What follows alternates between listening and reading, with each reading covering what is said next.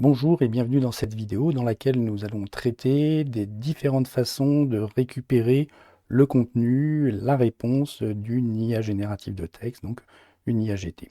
Alors nous allons uniquement traiter de l'utilisation des IAGT au sein d'un navigateur web. On ne traitera pas aujourd'hui des IAGT qui ont un fort niveau d'intégration dans une suite bureautique ou au sein d'un système de gestion de contenu. Aujourd'hui, on prendra comme fil rouge un prompt qui portera sur les différents volcans du continent sud-américain. Voilà, c'est parti. Alors le premier cas de figure que nous allons détailler concerne Copilot, utilisé au sein du navigateur Edge en étant connecté avec un compte Microsoft. Donc on va réaliser le prompt, ce prompt respecte le modèle actif, on va lui donner un rôle, le rôle de vulcanologue.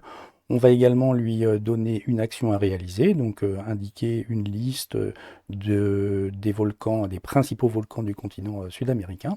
Et puis ensuite, on va travailler sur le format, puisqu'on va lui demander de présenter sa réponse sous forme d'un tableau, et puis on va indiquer le contenu attendu dans chaque colonne. Voilà. Donc, on lance le prompt.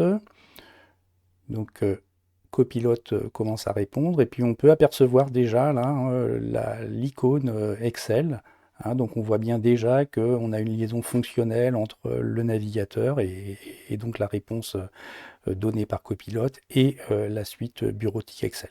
Bien sûr, ça c'est réalisé parce qu'on est connecté avec un compte Microsoft. Alors, on aperçoit ici la petite icône sur laquelle on va pouvoir cliquer.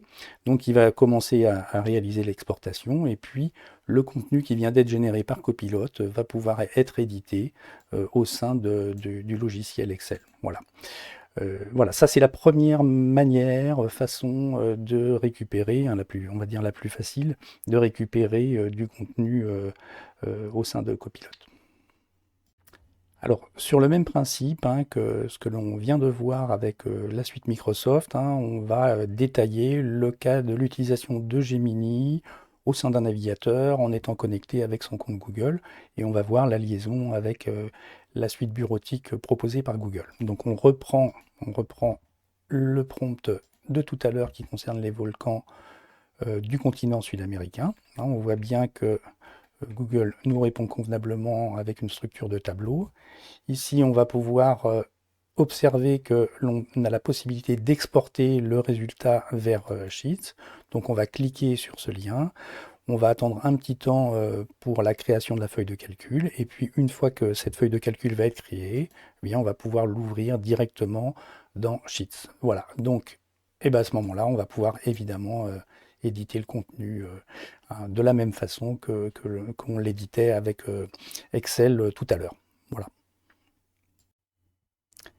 Donc nous allons nous intéresser maintenant à l'utilisation d'un agent conversationnel qui n'est pas connecté à une suite bureautique comme on l'a vu dans les deux cas précédents. Donc on retrouve ChatGPT, donc on a réalisé le même prompt, on a obtenu une réponse et puis là je voulais détailler donc, les deux façons de récupérer du contenu.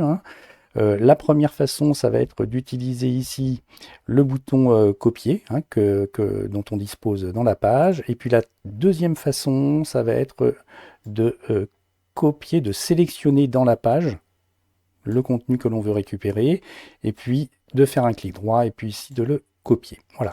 Donc on va détailler les deux façons, enfin les deux formats qui sont récupérés par ces deux façons différentes. Alors, on va utiliser l'icône copier qui est présent dans la page et puis on va voir ce que l'on récupère. Alors on récupère en fait un code Markdown. Alors Markdown c'est un langage de balisage léger qui permet de décrire du contenu de façon assez facile. Donc on va voir ce que ça donne lorsque l'on colle du code Markdown d'un tableau dans un tableur.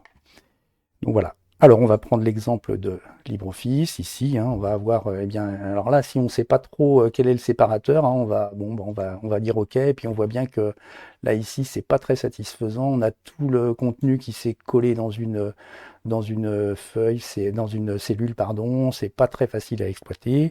On va voir ce que ça donne ici dans le logiciel Excel, même chose, hein. Voilà, vous voyez, hein, il récupère pas tout, on n'a pas du tout la structure du tableau qui est récupérée, on n'a pas la mise en forme, donc c'est pas très satisfaisant. Donc on voit bien que le code Markdown n'est pas adapté pour être collé dans un logiciel de tableur. Par contre, si l'on dispose, alors c'est un code qui est utilisé dans des forums, dans d'autres systèmes, hein, eh bien, si on dispose d'un éditeur de Markdown, comme on le voit ici, eh bien, on va pouvoir coller directement notre contenu.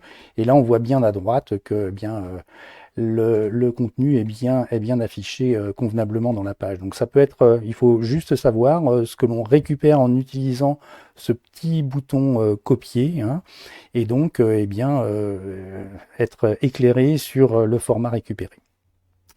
Seconde façon de récupérer le contenu, on l'a vu, hein, c'est de sélectionner le contenu dans la page. Alors là, ce qui nous intéresse, c'est le contenu qui est présent dans le tableau. Donc on va sélectionner le contenu, on va faire un clic droit, on va le copier, et puis on va voir ce que ça donne lorsque l'on le colle au sein d'un logiciel de tableur. Donc là, ici, voilà, on colle, et directement, on voit bien que la structure du tableau a été respectée. On voit même que l'on a la mise en forme, mise en gras de l'entête des colonnes qui a été respectée. On va voir la même chose au sein d'Excel, et on voit bien que ici, eh bien, même chose, hein, on a le tableau, la structure du tableau qui est respectée. On va pouvoir éditer la largeur des colonnes, etc., etc.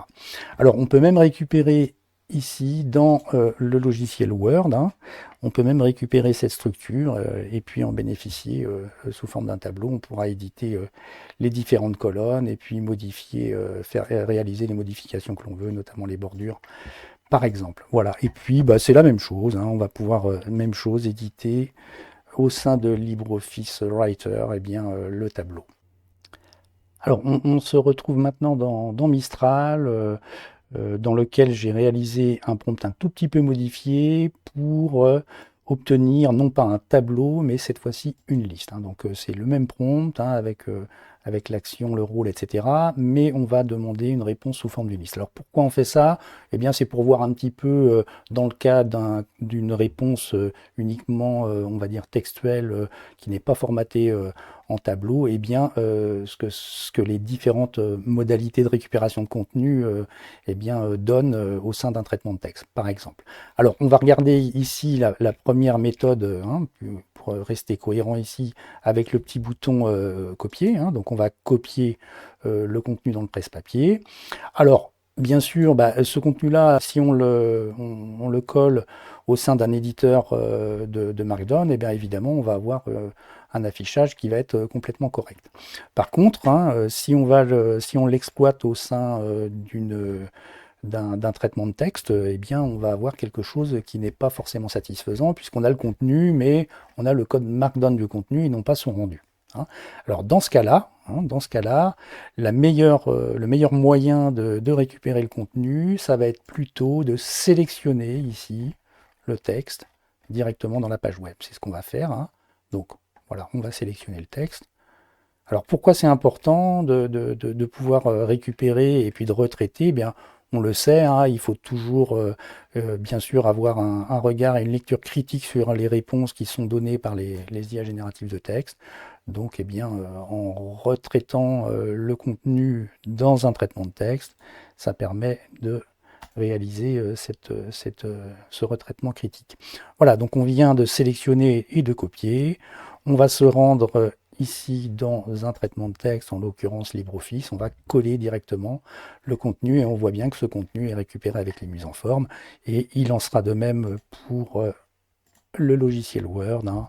On va coller ce contenu. Alors là, on récupère une autre structure. Tiens.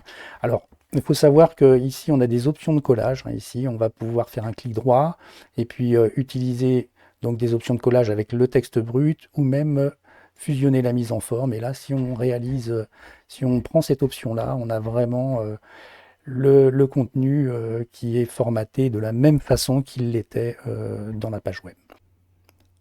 Voilà, j'espère que cette vidéo vous aidera à être plus agile dans la récupération et le retraitement d'une réponse réalisée par une IA générative de texte.